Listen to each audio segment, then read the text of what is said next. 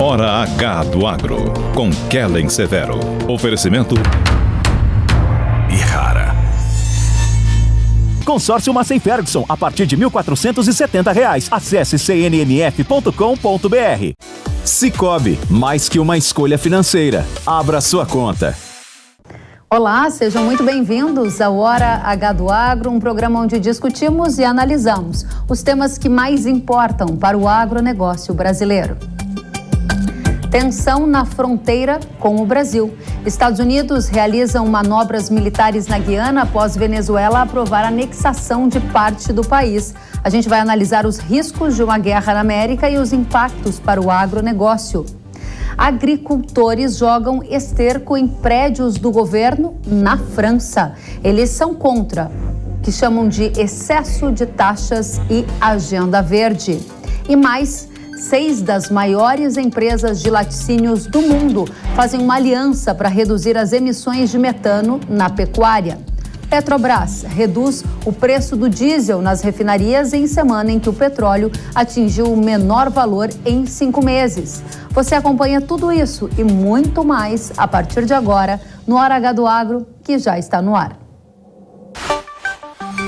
Nesta semana, os Estados Unidos realizaram exercícios militares aéreos em conjunto com a Guiana, na região do Essequibo, e foram conduzidas pelo Comando Sul dos Estados Unidos, que tem acordos de cooperação militar com a Guiana.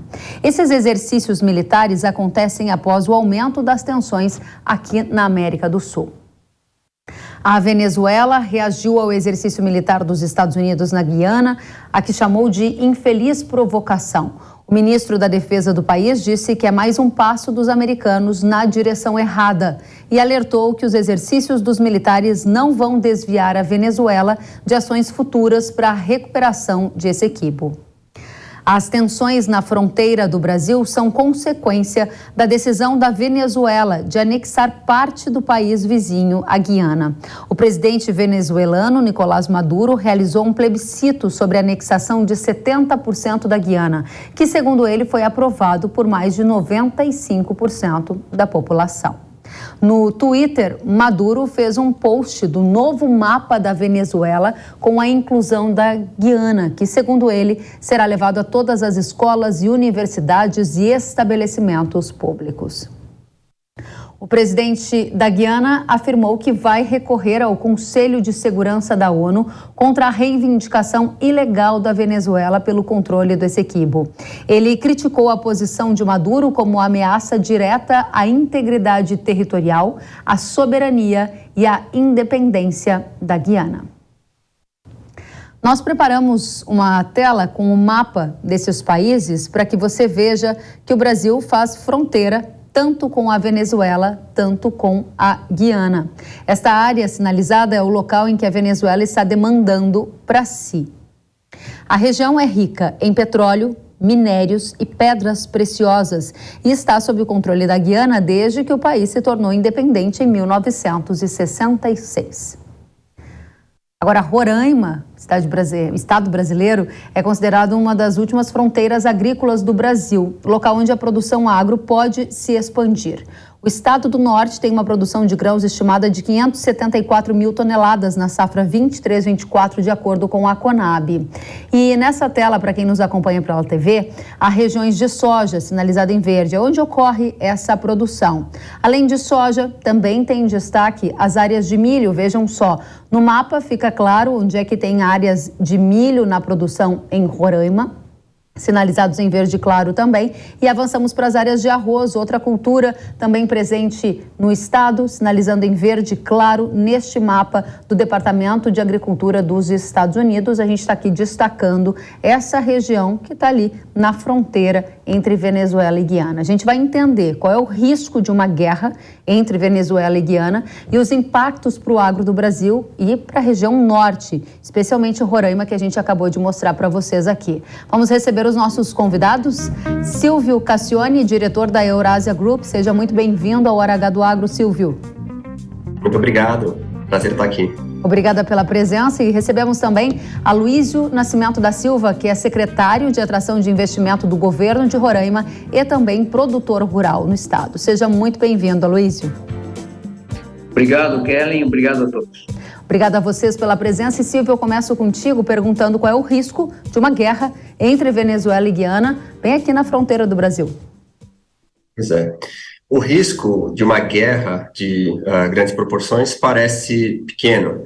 O que é mais provável parece ser algum tipo de provocação militar na fronteira, da fronteira da Guiana com a Venezuela, mas não envolvendo o Brasil. Lembrar que o Maduro parece ter muito mais interesse numa mobilização interna antes das eleições marcadas para o ano que vem, do que num envolvimento militar de grande porte, para o qual ele não parece estar tão preparado. Claro que a Guiana ela é um país com poucos recursos militares, mas ela envolve interesses muito grandes dos Estados Unidos e outros grandes países. As manobras militares dos Estados Unidos naquela região já são indicativo de que, para o Maduro, pode ter muito a perder arriscando uma guerra de larga escala contra a Guiana. Por outro lado, algum tipo de provocação, atravessar a fronteira, fazer algum tipo de manobra na costa, é algo que vai manter a população, a opinião pública venezuelana distraída. Isso pode ser útil para ele nas eleições do ano que vem. Agora, sem uma guerra de grandes proporções, que foi o que você acabou nos dizendo agora, é possível que ele consiga anexar parte desse território que ele está querendo anexar? Não. Sem uma invasão, para o qual há muitas dificuldades logísticas, inclusive, ele não vai conseguir anexar o território ou forçar as petroleiras que ocupam já alguns campos ao longo da costa, não vai conseguir forçá-las a direcionar a produção de petróleo para a Venezuela.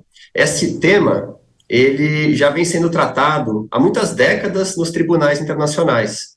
E a única maneira para a Venezuela ocupar esse território é ganhando por meio dessa arbitragem, algo que também parece distante. Esse é o ponto que o Brasil vem fazendo.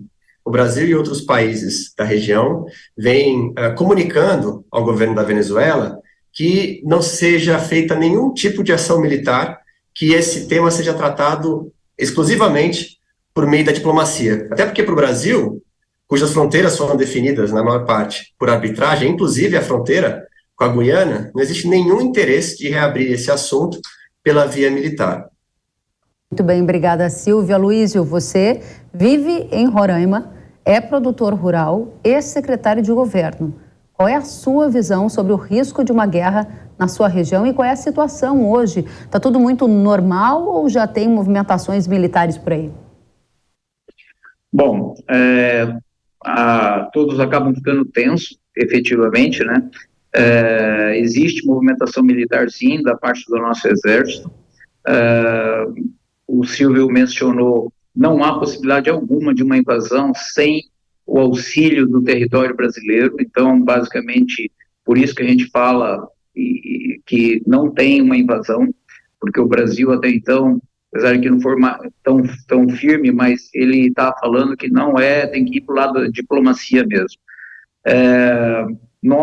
O setor do agro vem crescendo violentamente e nós não podemos deixar de colocar números aqui. Para vocês terem uma noção, 2019, 20, 21 e 22, nós exportamos 1,1 bilhão de dólares para a Venezuela.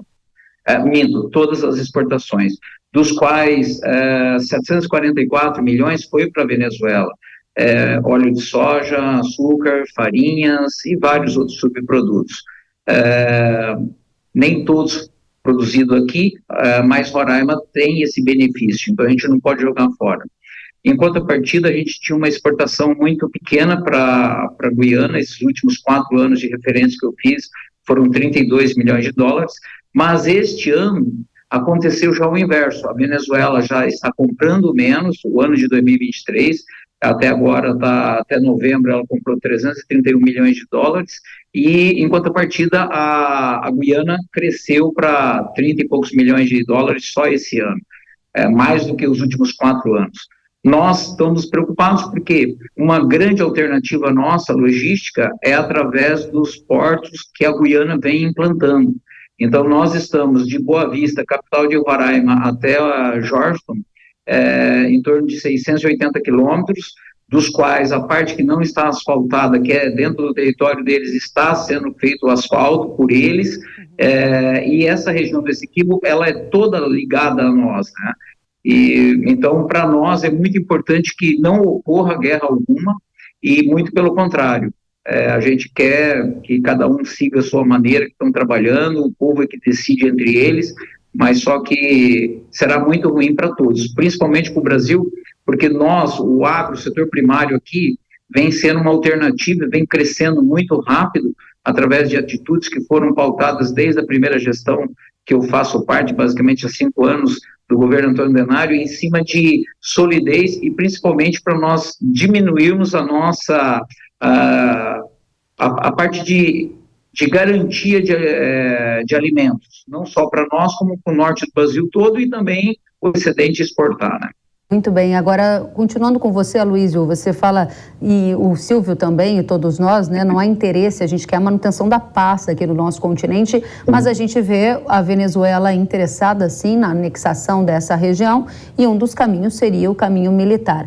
Neste momento, a situação hoje em Roraima é uma situação de paz, de tranquilidade, ou você já vê agricultores, produtores rurais, até a dinâmica do Estado um pouco alterada em função de fazer fronteira com essas regiões onde um eventual conflito pode acontecer? Até então não está tendo essa tensão. As pessoas, a preocupação é lógica, né? No caso específico da secretaria que eu estou, Secretaria de Atração de Investimentos, as pessoas realmente falam, e aí, como que faz? Eu vou, não vou, vou investir aí ou não? Pode ou não pode ter a guerra? Então a gente vem passando isso, nós estamos muito em cima de toda ou qualquer mudança que possa vir. Nós temos um detalhe muito forte, que o mundo inteiro já sabe, e é bom que todos os brasileiros tomem isso como atenção. Entrou pela nossa divisa, nos últimos 4 anos e pouco, basicamente 1 milhão de venezuelanos entraram no Brasil, ou estão no Brasil, ou parte que tinha um pouquinho mais de recursos foram para outros países, principalmente Uruguai, Argentina e assim por diante. Mas nós temos 160 mil venezuelanos morando em Roraima, com esse número, basicamente 70% estando na capital. Então, isso, se eles estão aqui, é porque eles não estão favoráveis à maneira que eles estavam vivendo lá. Mas a gente tem a preocupação de que parte de que estão aqui pode ser favoráveis. E aí, né, como é que você faz?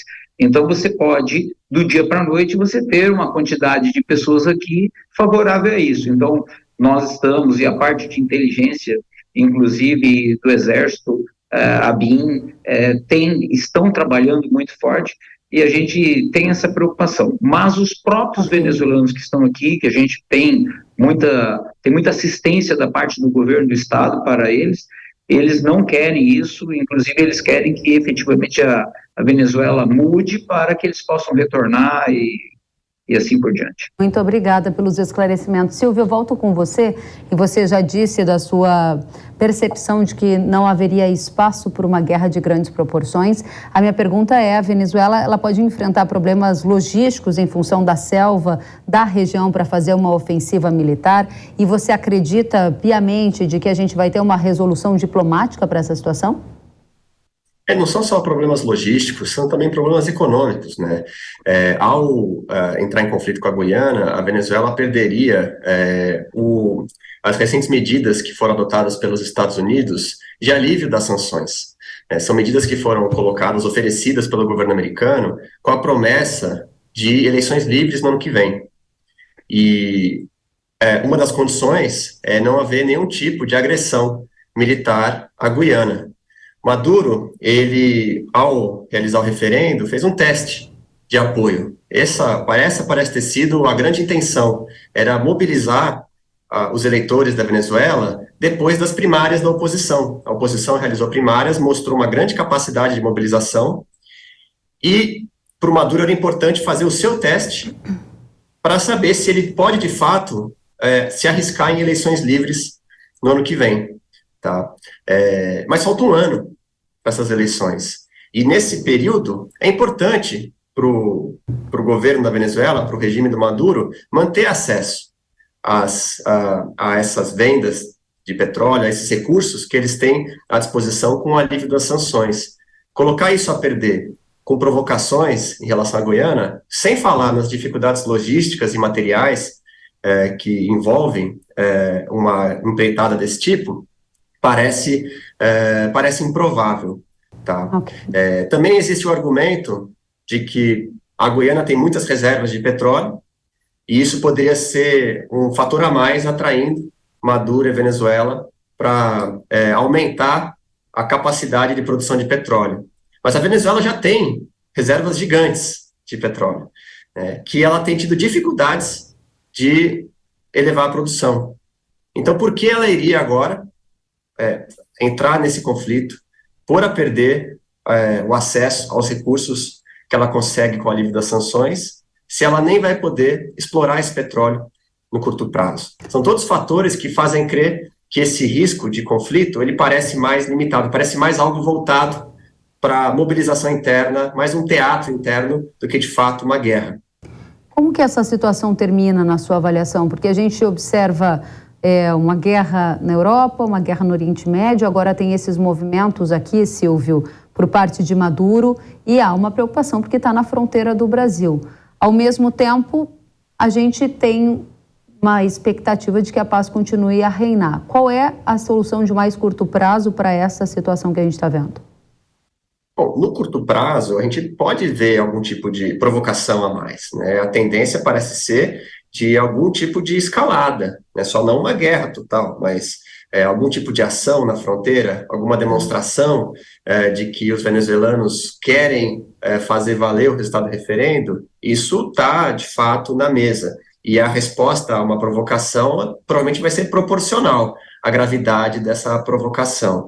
Essa deve ser a história até as eleições.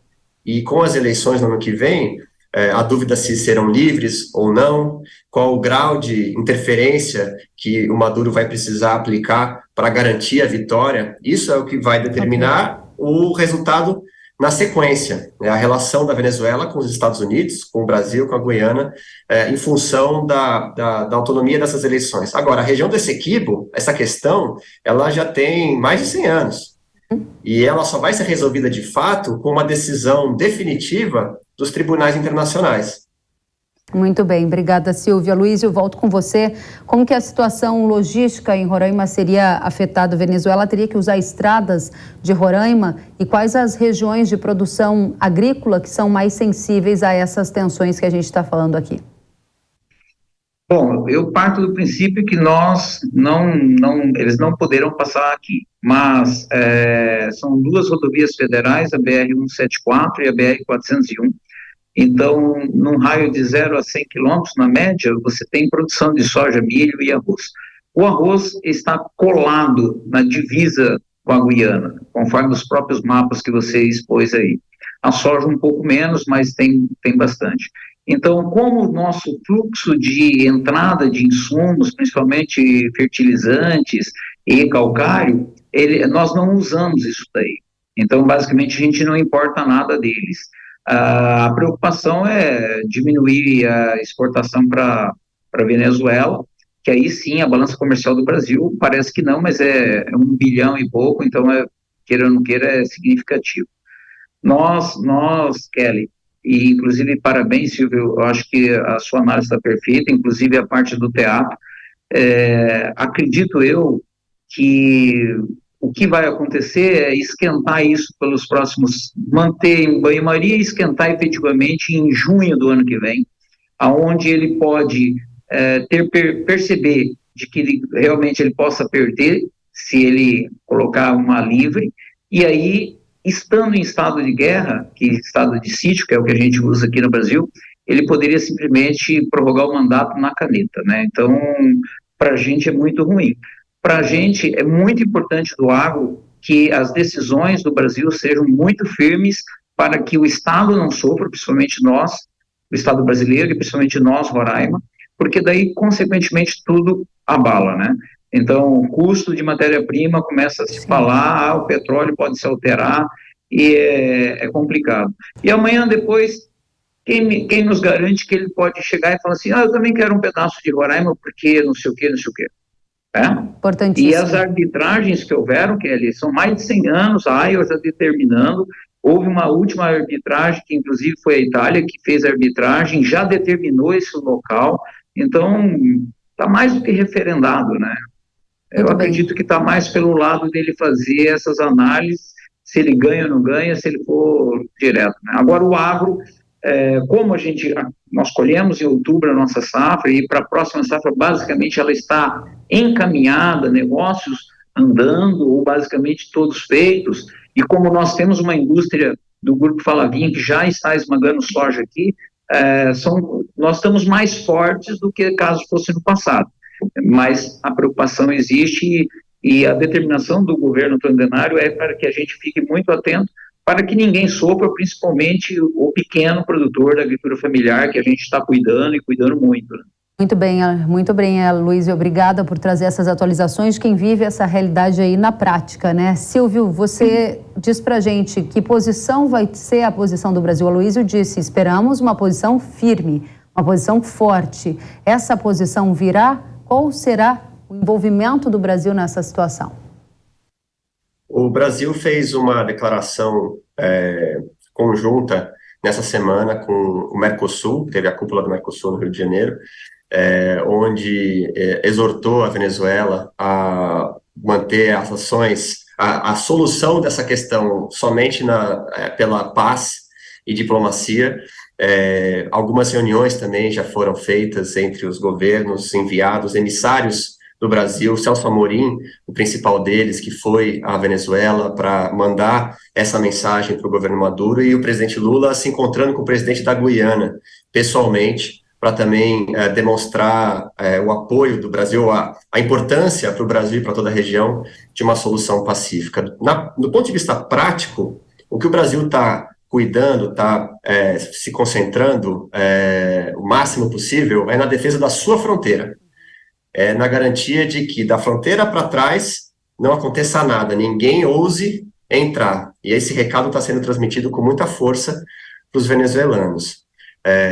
Da fronteira para lá, se a Venezuela tomar alguma atitude contra a Guiana, o recado que está chegando, ela vai perder apoio do Brasil, de vários outros países, para uma série de questões, entre elas o acesso, o alívio das sanções dos Estados Unidos. Isso para dizer o mínimo. Então seria um baque econômico para o regime venezuelano. Esse é um dos recados que está sendo comunicado não só pelo Brasil, mas pelo conjunto de países da região.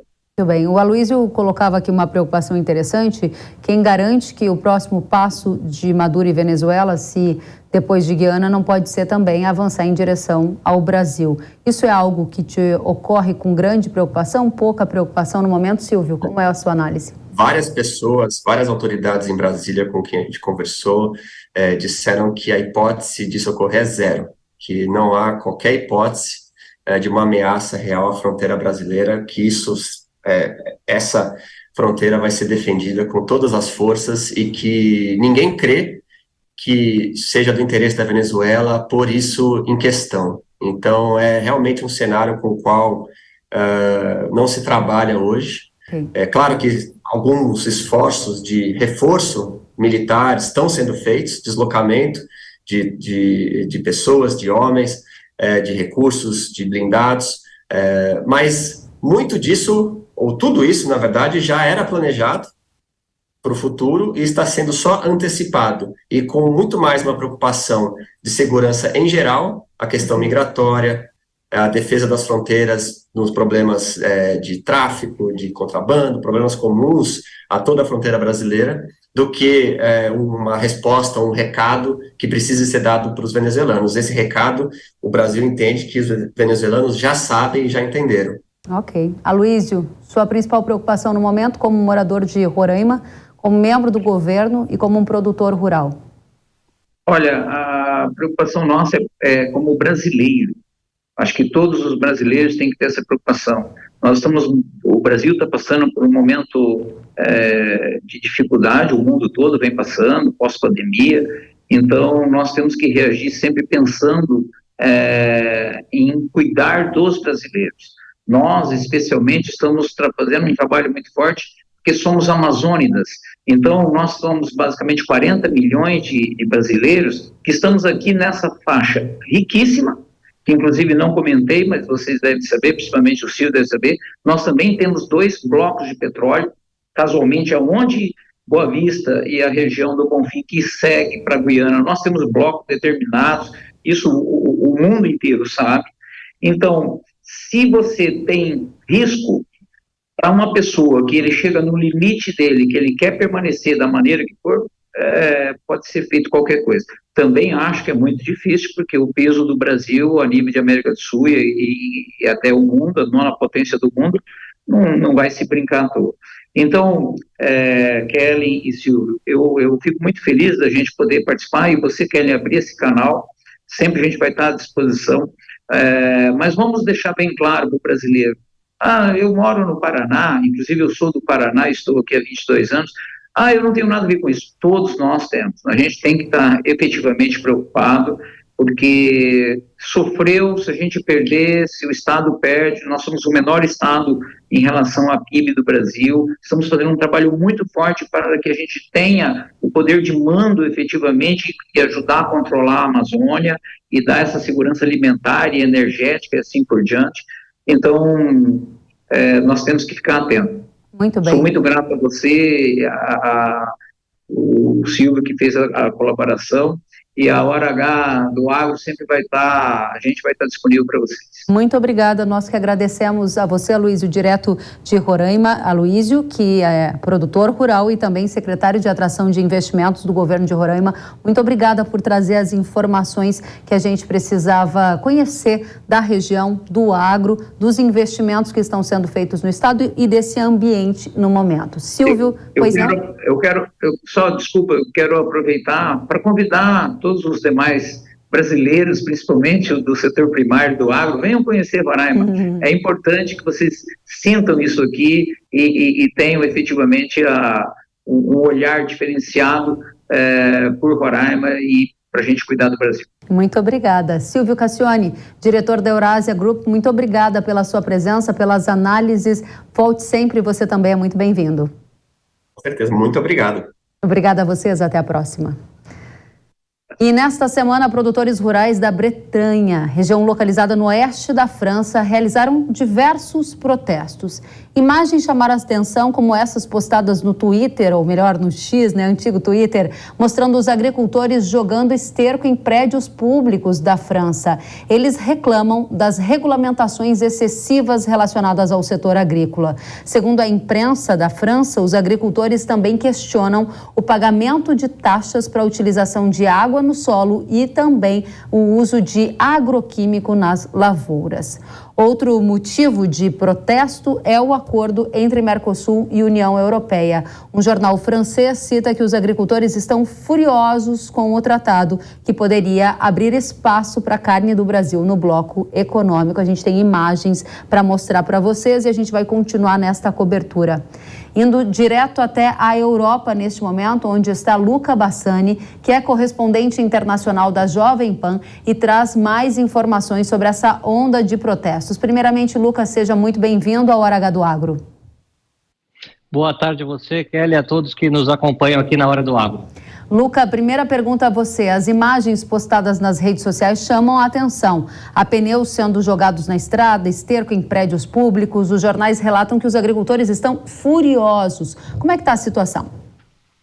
Estão mesmo furiosos em uma das regiões agrícolas mais importantes da França, a Bretanha, que é localizada no oeste da França, que também tem um histórico de separatismo, por ter uma cultura, uma língua até diferente do francês padrão que nós temos em Paris e em outras regiões. Nós vimos que ela é produtora principalmente da pecuária francesa, no que diz respeito à carne de porco, também a carne de diversas aves, e também relacionado à carne bovina. Exatamente esse protesto acontece pelas regulamentações que, segundo os produtores agrícolas, elas têm sido excessivas no governo de Emmanuel Macron, que fez outras promessas durante seu período eleitoral no ano passado, ao mesmo tempo que nós temos essas taxações extras quando se trata da utilização da água, que vem do solo por conta da política ambiental da União Europeia, assim como a utilização de agrotóxicos, né, agroquímicos. Não sou dessa área, por favor me corrija se cometer algum erro nesse quesito, mas a gente sabe que a União Europeia tem leis muito rígidas na utilização de defensivos agrícolas, se assim podemos dizer, e os franceses têm que seguir todas essas leis estipuladas, o que muitas vezes os obriga a pagar taxas extras quando querem manter a mesma maneira da produção dos últimos 20 anos. Nós vemos que esterco foi, então, jogado em prédios públicos em principais cidades da região da Bretanha, além, é claro, de pneus sendo queimados e muitos protestos com tratores, algo que é comum também outros fazendeiros, produtores agrícolas realizarem na França, que tem uma extensa história de protestos, né? A gente vê que o presidente Emmanuel Macron tem se reunido com algumas dessas forças que representam os produtores agrícolas, tanto na Bretanha quanto em outras regiões do interior da França, e muita pressão acontecendo, inclusive para a França ser contrária ao acordo que poderia sair do papel depois de mais de 20 anos entre Mercosul e União Europeia, que de fato abriria os mercados europeus para grande parte da produção agrícola brasileira, agropecuária brasileira, principalmente a carne, o que seria algo desvantajoso para o mercado francês, considerando a competitividade do produto brasileiro e como muitos deles perderiam espaço dentro do mercado europeu. Então, é algo muito importante de se mencionar, e provavelmente a França seja o fiel da balança para saber se esse acordo sairá do papel ou não. Interessante que você coloca, porque você, vivendo aí na Europa, consegue capturar essas sensações mais de perto. E a minha pergunta era justamente essa: se as reclamações sobre excesso de taxas e regulações, elas revelam um descontentamento da classe agro com o governo de Macron só nessa região da Bretanha, ou há um descontentamento em outras regiões do país e esse é só um dos protestos que a gente está vendo, outros podem se avizinhar? Olha, Kelly, essa questão ela não é apenas exclusiva da França, mas de outros países na Europa que têm a produção agrícola como um dos principais setores econômicos. A França é o maior país da União Europeia em área, mas a Espanha, que também produz muito daquilo que consumimos aqui na União Europeia, a Itália e a Alemanha têm feito reclamações da mesma natureza, que as questões relacionadas às taxações ambientais, essa política verde adotada por Bruxelas, principalmente durante os últimos 10 anos, tem feito com que a produção não consiga ser tão competitiva quanto antes e, eventualmente, os preços tenham que subir, o que acaba pesando no bolso de todos os consumidores por conta de todos consumirem aquilo que é produzido aqui. O fato de na União Europeia não temos taxa entre os países não significa que essas taxas escondidas durante o processo de produção não sejam repassadas aos consumidores finais, o que acaba afetando a população como um todo da União Europeia. Então, é um descontentamento generalizado que tende a ser endereçado também no ano que vem, que teremos eleições a nível europeu para o Parlamento Europeu, para que o setor agrícola seja também cuidado de maneira mais detalhada, de maneira mais próxima, porque muitos deles se sentem abandonados durante os últimos anos. Essa correlação que você estabelece, que é muito importante entre o excesso de regulações, de taxas ou até decisões de agenda verde da Europa sobre o setor que produz alimentos, acaba gerando um ônus ao consumidor, que tem um aumento no seu custo de vida, a inflação dos alimentos acaba subindo, muitas ações já foram tomadas por governos que tentam fazer controle de preço no supermercado para evitar que esse custo se espraie. Na prática, o consumidor, o europeu, ele apoia o agricultor quando faz protestos como esses ou não? Nesse momento não tem isso muito claro. Como é que é a cobertura da imprensa europeia sobre esses temas?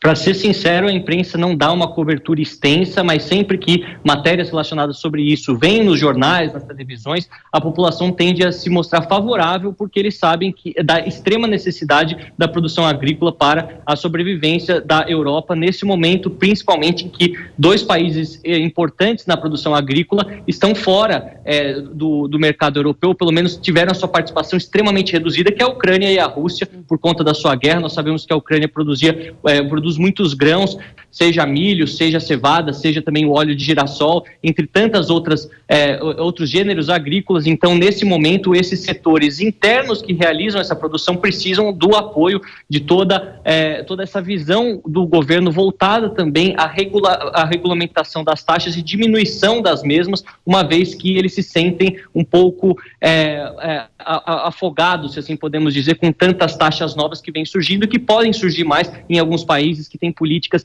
que buscam ainda mais regulamentar esse setor, porque colocam na produção agrícola, na agropecuária como um todo também causas para o efeito estufa, causas para os efeitos climáticos que temos no mundo, e isso acaba dividindo a sociedade, como nós vemos. Muitos desses agricultores realizam essas manifestações corriqueiramente e fazem com que o presidente da França, no caso, se volte mais para o setor que tem sido, como eu disse, eles têm sentido abandonado durante pelo menos os últimos 8 anos de Emmanuel Macron. Eles chamam de vilanização do setor agro, né? Luca Bassani, muito obrigada pela cobertura direto da Europa dos protestos de agricultores que, entre outras ações, jogaram esterco em prédios do governo, mostrando a contrariedade com as altas das taxas e a agenda verde na Europa, especialmente na França, essa cobertura. Luca Bassani, correspondente internacional da Jovem Pan, volte muito mais vezes. Até a próxima. Até a próxima. Obrigado. E depois do intervalo, você vai ver que os preços do petróleo caíram para um dos menores patamares em 5 meses. E aqui no Brasil, a Petrobras reduziu o valor do diesel nas distribuidoras. Será que os combustíveis vão cair mais a partir de agora? As perspectivas para 2024 e um debate maior ainda sobre a questão do leite e do metano na pecuária depois do intervalo. Eu aguardo você.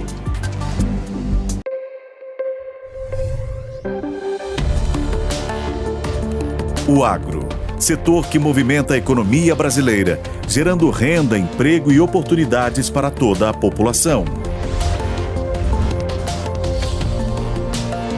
Hora H do Agro, com Kellen Severo. Precisando de uma nova máquina para aumentar a sua produtividade? Aqui no Consórcio Nacional Massey Ferguson lançamos o Grupo 377. Com ele vem vários benefícios exclusivos para você, como planos em até 10 anos para pagar, sem juros, sem taxa de adesão e parcelas reduzidas a partir de R$ 1.470. Aproveite e procure a rede de concessionárias Massey Ferguson. Quer saber mais? Acesse www.cnmf.com.br ou entre em contato pelo WhatsApp 11 9 3016 0316. Eu só queria te contar sobre o cooperativismo financeiro, a união de pessoas, gente que não é só cliente, é dona e dono. Isso é ter voz, participação até nos resultados. Cooperativa não é banco nem fintech, é inclusão de verdade. E quanto mais gente fizer parte, maior será a transformação. Tá aí a explicação.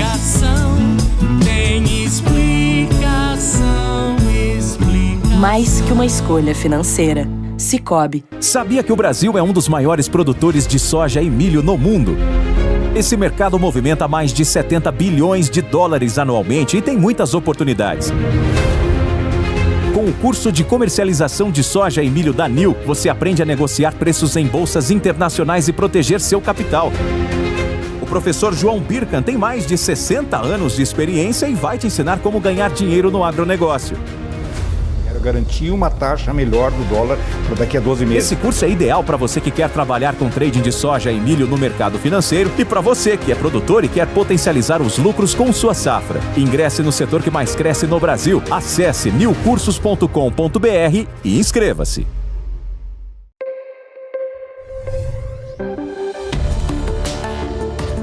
O agro, setor que movimenta a economia brasileira, gerando renda, emprego e oportunidades para toda a população. Hora H do Agro, com Kellen Severo. Estamos de volta com Hora H do Agro aqui na Jovem Pan News. Nesta semana, 6 das maiores empresas de laticínios do mundo anunciaram que vão começar a divulgar as suas emissões de metano até 2024. O metano é um gás liberado durante o processo de digestão dos animais na pecuária. O plano faz parte de uma aliança global do setor lácteo lançada na COP28 em Dubai e conta com a adesão de empresas como Danone, General Mills, Nestlé, Kraft Heinz e outras. Além da divulgação das emissões, essas empresas se comprometeram a elaborar planos de ação para a redução do metano até o final do próximo ano. Porém, não foi divulgado quais seriam as medidas adotadas na cadeia de produção para reduzir estas emissões. A gente vai analisar os impactos da medida para o Brasil com duas convidadas. A Lígia Pimentel, que é CEO da Agrifato. Lígia, seja muito bem-vinda ao Hora H do Agro. Obrigada, Kelly. Prazer tê-la conosco e também vamos conhecer a Maria Antonieta Guazelli, que é pecuarista e coordenadora da Associação de Produtores de Leite. Seja muito bem-vinda, Maria. Obrigada, Kelly, pelo convite. Um prazer estar aqui. Obrigada a vocês. E Lígia, eu começo com você. Como pactos como esse para redução de metano, assinados pelas maiores empresas do setor de leite, afetam a pecuária brasileira na sua avaliação? A gente sabe que a pecuária brasileira está no centro da mesa de qualquer discussão que tenha a ver com o meio ambiente, né? Mas a pecuária brasileira, ela é muito verde, né, pela sua própria natureza. A gente tem uma pecuária aqui muito extensiva, principalmente a pecuária de corte, pela natureza da produção, mas a pecuária de leite também. E isso acaba gerando mais pressão, porque quando se dá essa notícia, a gente já tem automaticamente a impressão de que tem muito que melhorar, que a gente está fazendo isso por conta de alguma falta de controle que a gente tem aqui dentro da nossa produção. Então, isso de imediato traz mais pressão, né? Mostra aí que as empresas estão dispostas a mexer em alguma coisa para, literalmente, melhorar aqui a produção internamente e as nossas possíveis emissões. Então, gera pressão. Estamos falando aí de pressão e deve cair sobre os produtores. Essa é a impressão que fica. Interessante. Maria, você como produtora, né, pecuarista, quais são os impactos que medidas como essa trazem nas rotinas de vocês e qual é a estratégia para redução de metano, se isso já é usado por pecuaristas de leite aqui no Brasil? Eu concordo com o que a Lígia colocou. Na verdade, nós pecuaristas, não podemos responder por 100%, né, de todos, mas assim, um grande grupo de pecuaristas já tem essa preocupação. Então, por exemplo, uma ação de redução importante de metano, na verdade, captura de metano, é o captar esse metano do esterco, do chorume, através de um biodigestor e canalizar esse gás para a produção de energia elétrica. Então, algo que seria danoso para o meio ambiente vira uma dádiva, né? Que nós temos, então, isso já é uma realidade em muitas fazendas, a fabricação, a geração de energia elétrica utilizando o metano. Então, isso é um destino importante que os pecuaristas de leite dão e também alguns de carne dão para o metano.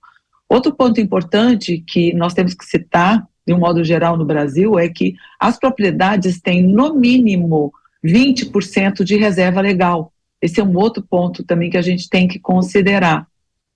E um outro estudo mais recentemente, que já é aplicado em algumas fazendas, é a adição de alguns suplementos na dieta. Esses produtos já estão disponíveis no nosso mercado e esses produtos vão, então, minimizar a emissão do metano durante o processo digestivo. Então, realmente, nós temos ações já em andamento. Óbvio que sempre tem coisa para melhorar, sempre tem coisa para fazer, mas já existem várias iniciativas. Interessante, Maria. Agora, Lígia, você dizia anteriormente que medidas como esses pactos que a gente acaba de noticiar aqui, que foi acordado entre as gigantes do setor de leite lá na COP, elas recaem sobre o produtor. Você dizia isso na rodada anterior. Como que se comprova essa adoção de boas práticas? Isso já está em curso no Brasil e a não adoção dessas práticas, ela pode tirar o pecuarista da cadeia de fornecimento dessas indústrias, Lídia? De forma natural, Kellen, de forma natural, o pecuarista que não atender aos critérios que fazem mais sentido de serem adotados, ele está naturalmente fora da cadeia. Por quê? Porque hoje a gente fala que a gente precisa produzir mais numa mesma área, né? Ou seja, produzir, por exemplo, mais volumoso, né? Isso está muito ligado, por exemplo, com a dieta do ruminante, que precisa pastar e ruminar para poder produzir. É claro que no leite, por exemplo, a gente tem ambientes mais confinados, mas mesmo assim faz parte da cadeia. Então, nós já temos visto o índice de terras degradadas no Brasil, de pastagens degradadas, reduzir, inclusive áreas de pastagem reduzindo da década de 90 para cá, de 190 milhões de hectares para os atuais 160, mais ou menos. E isso faz o quê? Com que a pastagem aprisione e sequestre mais CO2, que, por sinal, faz parte da decomposição do metano. Então, eu acho que esse é o ponto mais fácil de mexer, mas é lento. É lento, tanto que a Embrapa acabou de soltar um projeto aí para aumentar a velocidade da recuperação de pastagens degradadas no Brasil. E o que todo mundo quer é um milagre, né? A coisa sendo feita da noite para o dia, considerando o ritmo da agropecuária, tá certo? Então, esse é um ponto que para mim é nevrálgico, né? A gente tem um processo que é amparado pela evolução da pressão econômica sobre a pecuária, que faz com que a gente seja mais eficiente, faz com que a gente produza mais massa de capim que sequestra o CO2 da atmosfera, acaba fazendo o balanço, ninguém fala do balanço, né? E isso seria o mais fácil, o mais natural e o mais eficiente para o produtor fazer, né? Até porque, eu vou até colocar um contraponto aqui, se a gente fala de aditivo na ração para que reduza a emissão de metano, qual que é a emissão de gases de efeito estufa do processamento desses aditivos, do transporte desses aditivos até a fazenda? Então, assim, a gente tem balanços ou equações feitas parcialmente, né? E a gente tem que lembrar de Lavoisier, nada se cria, nada se perde, tudo se transforma. Interessantíssimo, Lígia, obrigada. Maria, quem deve arcar com o custo de implementar essas medidas no campo? Porque a gente vê acordos sendo assinados, como esse do metano, a gente vê a pecuária leiteira muito no foco da agenda verde, também em regiões da Europa, com uma certa vilanização, eu até diria desta forma. E a minha pergunta para você, que é produtor e que é membro da Abra Leite aqui no Brasil, como faz para não ficar fora da cadeia? Mas e o custo de tudo isso é de vocês, pecuaristas, ou tem alguma sinergia com alguma indústria ou com governos para ajudar na implementação dessas teses? Então, eu li o acordo, a declaração que foi feita lá na COP28, e lá deixa muito claro que essas empresas devem prover um suporte técnico e um suporte financeiro para os fornecedores de leite. Só que isso nós não sabemos como irá acontecer. Mas eu acho assim que o desafio número 1 é a medição. Hoje nós não temos medição nem de metano nem de CO2 nas fazendas. Hoje não tem uma medição que seja homologada, incluindo a terceira parte. Então eu acho que o passo inicial vamos buscar uma metodologia de medição para saber se nós melhoramos, pioramos, como nós estamos, qual é o nosso balanço, qual é o nosso saldo hoje. Nós não temos isso, temos algumas iniciativas, inclusive da própria Embrapa, mas de fato, uma metodologia que se aplique a todos os sistemas de produção, que são inúmeros, né? Confinamento, pasto, semi-confinamento, e assim vai, freestyle, compost barn, ou seja, eu acho que esse é o ponto número 1. Depois, considerando que nessa declaração haverá esse apoio, mas ninguém sabe como será. Eu acredito que o ônus maior, não só o ônus financeiro, mas o ônus de responsabilidade ficará a cargo do produtor, sim. Eu acho que a indústria deve apoiar, mas o produtor que tem que seguir adiante. E aí também, como a Lígia já disse, é o seguinte, é um caminho sem volta. Então nós, produtores, o quanto antes nós nos engajarmos em todas essas ações em prol de sequestro de carbono, redução de emissão de metano, a questão da fazenda integrada, né, aquela economia circular, o quanto antes nós nos envolvermos com todas essas frentes, todas essas iniciativas, melhor será para todos nós. O ponto é que, quando você olha o grupo de produtores de leite no Brasil, ele é muito heterogêneo. Então, aí tem um baita desafio, né, para a gente colocar todo mundo com o mesmo objetivo, com o mesmo conhecimento, etc. Interessante. Agora, a Maria fala sobre um caminho sem volta em relação à adoção dessas medidas. A gente está aqui falando sobre esse pacto do metano da cadeia leiteira. Lígia, você acha que é um caminho sem volta e o degrau de exigência da agenda verde sobre a pecuária só vai aumentar? Eu acredito que sim, e eu acho que quanto mais a gente faz, mais eles exigem, né? Como falei, para mim, uma das pecuárias mais verdes do mundo, se não a mais verde, talvez compita aí com a Austrália, né? Mas é a brasileira. A gente tem uma pecuária muito extensiva aqui, e uma pecuária que na última década se tornou muito eficiente nesse sentido. Então eu acho interessante a gente lembrar que, por exemplo, quando você lê os folhetos, né, ou você lê os planos que dizem respeito a essas exigências, essas mudanças, essas medições da cadeia, é tudo muito subjetivo. Porque se você pegar os padrões, né, eles estão todos relacionados com os indicadores do IPCC, né, o Painel Intergovernamental de Mudanças Climáticas. E o IPCC adota como premissa a pecuária norte-americana. E a pecuária norte-americana, ela tem emissões diferentes das emissões brasileiras. Então, se você pegar a emissão de metano, dióxido nitroso, acho que é a que mais chama atenção, né? A gente fala menos do óxido nitroso. Tem 60% a mais de emissões de óxido nitroso na pecuária norte-americana do que na pecuária brasileira. Tem estudos, inclusive, da Unesp, que provam isso, que trazem essa informação, né? Então, qual que é a equação que a gente vai fazer? É com base nas premissas do IPCC, que trazem em suas equações, por sua vez, as premissas da pecuária norte-americana, e a gente vai adotar isso para toda a pecuária brasileira, e aí eu volto na fala da Maria, que perfeitamente ela explicou como que a gente faz para padronizar essa equação para a pecuária brasileira, que tem uma gama, um leque de variações aí enorme, né? Então é tudo muito subjetivo, a gente vai adotar isso, medir isso como, né? Por etapa, por nível de degradação de pastagem, por processo, vamos considerar aí o que vem de fora da cadeia ou não, né? Vamos considerar o balanço também ou não. A gente sabe que 60% a 70%, por exemplo, do carbono está estocado no solo, principalmente em sistemas bem manejados, né, com baixo nível de degradação. Degradação sempre existe, né, em algum nível, em algum grau.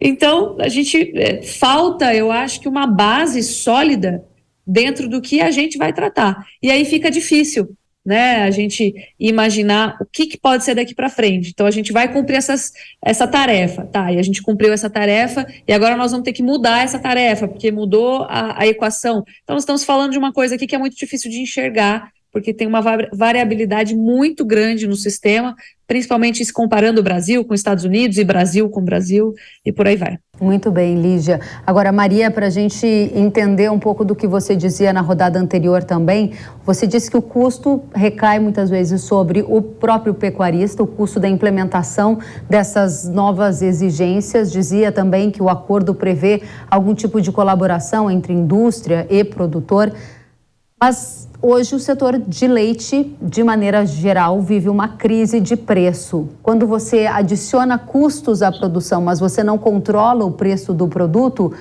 parece que fica bem desafiador permanecer nessa atividade. Qual é o cenário hoje que você enxerga? Então, hoje nós temos um cenário muito desafiador, né? Eu estou na pecuária leiteira há 25 anos, nunca vi uma crise como essa. Tenho colegas que estão há mais tempo também, nunca presenciaram. Nós tivemos uma em 2003, mas não foi bem menor, bem menos impactante. Então, hoje tem muitos produtores que não conseguem vender o seu leite a preço do custo. Então, não dá para pensar em adicionar nenhum tipo de custo, porque estão tentando sobreviver com esse custo, né? Então, realmente fica bem difícil. Não dá para pensar em adição de custo nenhum, porque os produtores não conseguem mais, né? Não conseguem mais ter essa adição.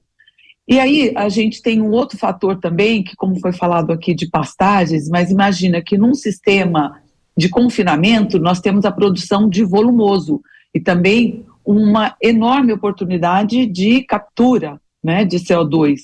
Então, o ponto é sermos eficientes.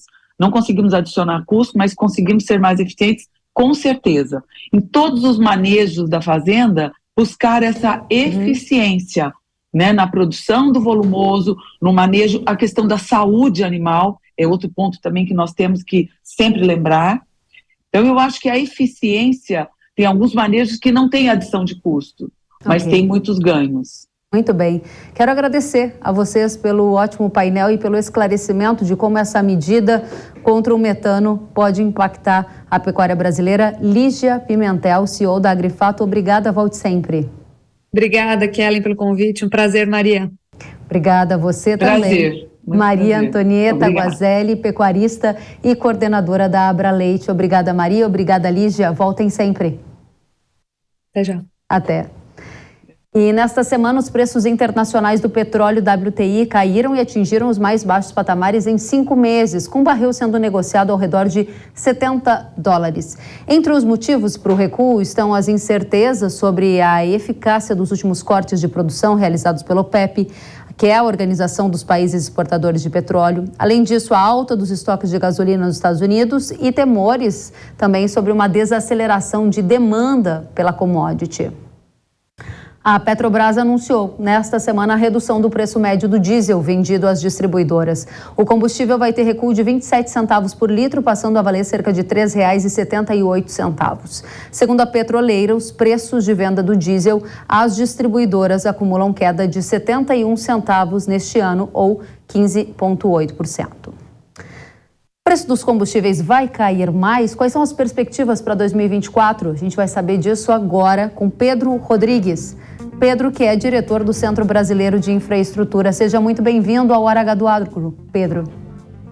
Obrigado, Kelly. É um prazer estar aqui com vocês. Obrigada pela presença. E o diesel, tem espaço para cair mais depois dessa baixa anunciada pela Petrobras?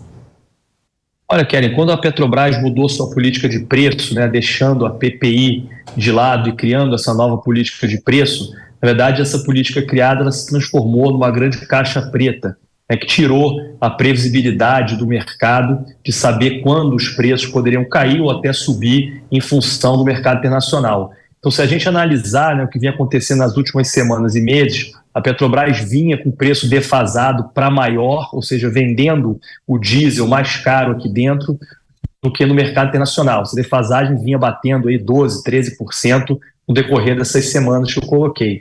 E aí agora a petroleira anuncia essa redução de 27 centavos, na verdade caiu em torno de 6%, a defasagem. Então a gente ainda tem uma gordura de 6%, 6 e pouquinho por cento, defasado ainda maior. Então se você me pergunta se tem espaço para cair, teria, se a gente olhasse pela lógica antiga, para aquela lógica da política de preço, paridade, preço, importação. Porém, com essa nova política da Petrobras, fica difícil, quase como se a gente tivesse que ter uma bola de cristal para saber se a petroleira vai repassar esses preços para o consumidor ou não. Só para saber se eu entendi bem, você está dizendo que o diesel hoje está mais caro aqui no mercado brasileiro, doméstico, do que no exterior? Exatamente. A gente está pagando aqui hoje na cotação do fechamento de ontem, que foi quando foi anunciada a redução de petróleo e câmbio de hoje, a gente ainda está com 6,20 e poucos por cento mais caro do que no mercado internacional. Interessantíssimo que você coloca que não dá para prever se esse diesel vai cair, porque a gente tem muitas dúvidas sobre a política de preço da Petrobras. Essa baixa do diesel que a gente observou sendo anunciada pela Petrobras, e se vierem outras, ela pode ser esvaziada, ou seja, anulada pelo aumento de impostos que estão previstos para incidir sobre os combustíveis a partir do início de 2024? Olha, sem dúvida, mas é difícil a gente prever. O preço do petróleo é um produto que tem uma volatilidade muito alta. Então, às vezes, pode acontecer fatores, inclusive, exógenos, de fora da indústria do petróleo, que façam o preço dar um pico para cima e, às vezes, também cair, como é um movimento que a gente está vendo hoje, como você colocou na sua introdução. Apesar das reduções, dos cortes de produção praticados pela OPEP, a gente tem visto uma diminuição do preço do barril. Então, mesmo os aumentos de impostos pode ser, dependendo da realidade do preço do petróleo no mercado internacional e de como a Petrobras vai se comportar nessa política de preço, a gente pode ver sim aumento do preço para o consumidor final na bomba. Em função dos tributos, E Pedro, para a gente fechar, tensões geopolíticas impactam o preço do petróleo, seja essas tensões que ocorrem no Oriente Médio, envolvendo Israel, Hamas, toda essa preocupação se escala ou não escala para outras regiões. Agora temos Venezuela e Guiana aqui com eventuais questões que podem escalar para uma guerra. Objetivamente, a sua visão para o petróleo com essas tensões geopolíticas é uma visão altista? Olha, Kelly, eu acho que, na verdade, como você colocou, a visão para o ano que vem, eu acho que a gente vai ter, em razão das questões macro, né, principalmente juros dos países, queda de demanda, eu acho que a gente vai ver um petróleo mais barato.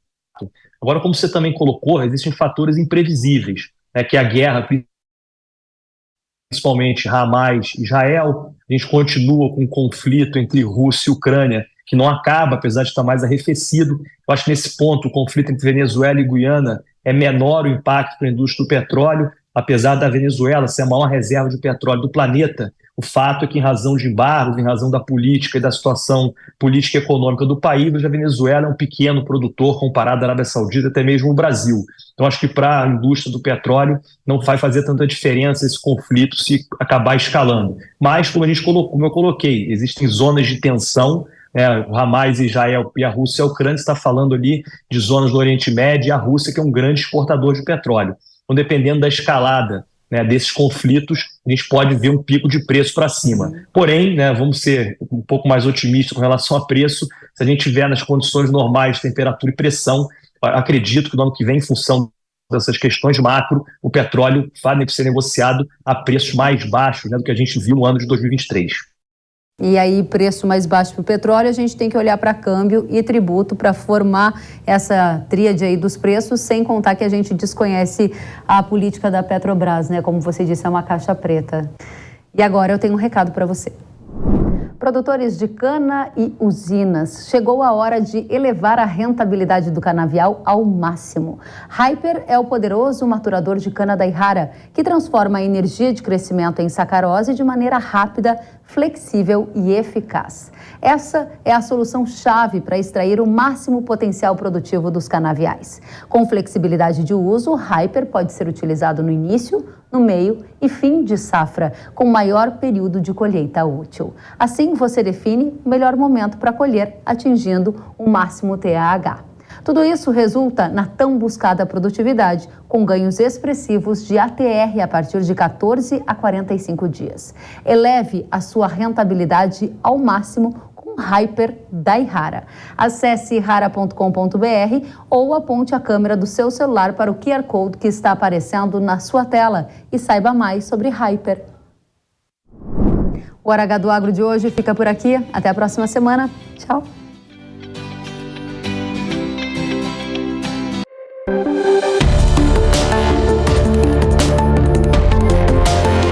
Hora H do Agro, com Kellen Severo. Oferecimento Yara. Consórcio Massey Ferguson, a partir de R$ 1.470. Acesse cnmf.com.br.